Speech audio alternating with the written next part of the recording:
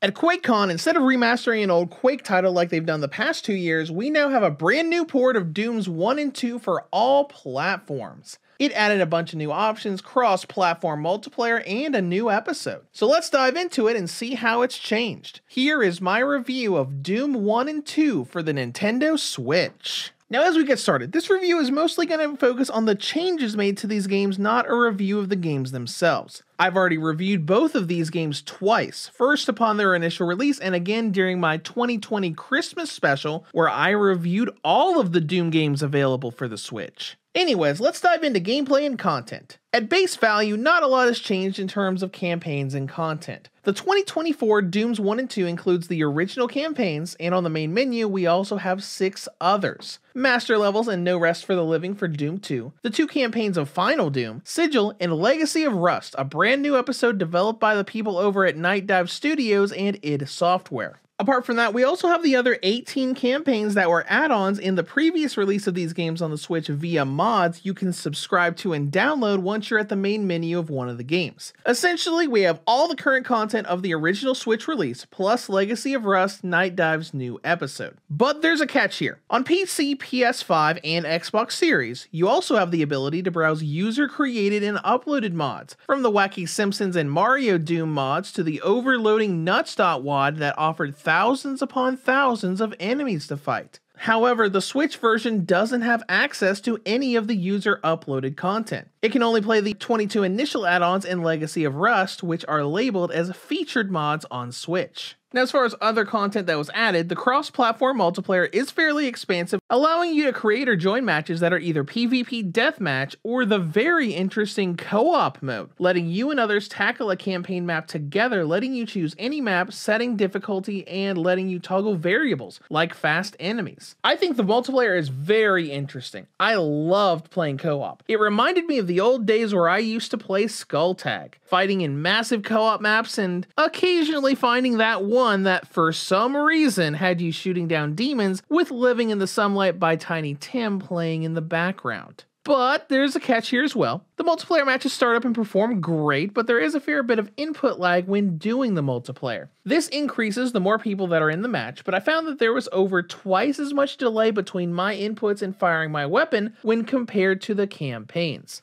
Now let's get into how they've changed the campaigns. The campaigns themselves are just as crazy and fast-paced and chaotic as they always were, and you're gonna get a perfect 60 FPS on the Switch, but they've added a bunch of new features in the form of settings. You can customize and modify your crosshair size, style, hue, saturation. We also get more in depth with sound and display, letting you play a remixed soundtrack or MIDI and FM synth versions of the original music that sounds much more like the OG PC soundtrack than even the last version on consoles did. Then with display, there are an absurd amount of options. You can swap between 4:3 and widescreen, change the resolution scale to make it look pristine or as 1990s as you want. You can modify field of view, head bobbing, the screen size, safe zone, extra lighting, and even the lines on the auto map. There is just so much you can tweak. But despite loving all of these changes and enhancements, there are some changes that I wasn't too fond of. First of all is cheats. Switch players will quickly notice that the cheat code part of the pause menu is now completely gone, so you can no longer toggle cheats like all weapons, God mode, and the like. However, there is still a way to activate cheats in this port, as we discovered on a live stream last week. If you plug a USB keyboard into your Switch dock or a USB-C adapter on the Switch itself, you can use a keyboard to not only play the game, but type in all the old PC cheat codes, and they still work. So if you want all weapons, just plug in a keyboard and type in IDKFA, or IDDQD for God mode, IDS, PIS, POPD for no clipping, and the list goes on.